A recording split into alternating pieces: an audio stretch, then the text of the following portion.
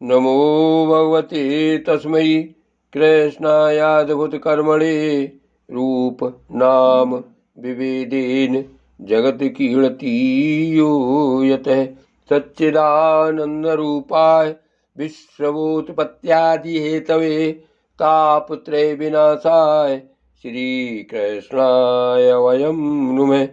श्रीमद्भागवत महापुराण एकादश स्कंद 19वां अध्याय भक्ति ज्ञान और यम नियमादि साधनों का वर्णन। हिंदी भावार्थ। भगवान श्री कृष्ण कहते हैं, उद्धव जी, जिसने उपनिषदादि शास्त्रों की श्रवण मनन और निध्यासन के द्वारा आत्म साक्षात्कार कर लिया है, जो श्रोत्रिय एवं ब्रह्मनिष्ठ है, जिसका निश्चय केवल युक्तियों और अनुमानों पर ही निर्भर करता है, दूसरे शब्दों में जो केवल परोक्ष ज्ञानी नहीं है, वह यह जानकर कि संपूर्ण द्वैत प्रपंच और इसकी निवृत्ति का साधन वृत्ति ज्ञान माया मात्र है, उन्हें मुझ में लीन कर दे। वे दोनों ही मुझ आत्मा में अध्यस्त हैं, ऐसा जान ले।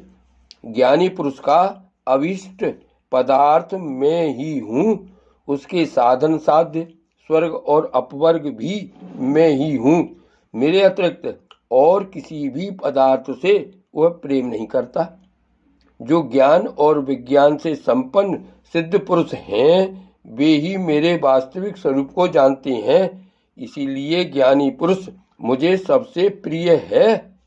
उद्धव जी, ज्ञानी पुरुष अपने ज्ञान के द्वारा निरंतर मुझे अपने अंतःकरण में धारण करता है।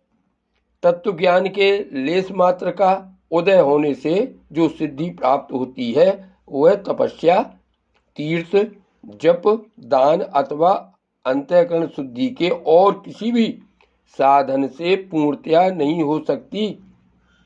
इसलिए मेरे प्यारे उद्धव, तुम ज्ञान के सहित अपने आत्म स्वरूप को जान लो और फिर ज्ञान विज्ञान से संपन्न होकर भक्ति भाव से मेरा भजन करो।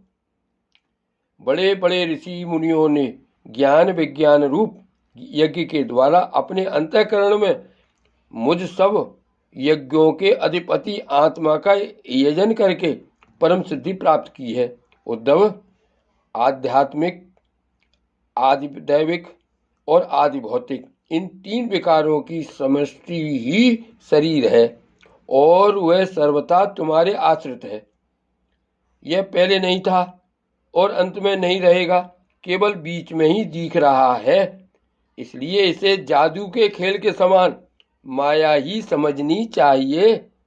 इसके जो जन्मना, रहना, बढ़ना, बदलना, घटना और नष्ट होना, ये 6 भाव विकार हैं। इनसे तुम्हारा कोई संबंध नहीं है। यही नहीं, ये विकार उसके भी नहीं है, क्योंकि वह स्वयं असत है। असत वस्तु तो पहले नहीं थी, बाद में भी नहीं रहेगी, इसलिए बीच में भी उसका कोई अस्तित्व नहीं होता। जय श्री कृष्ण।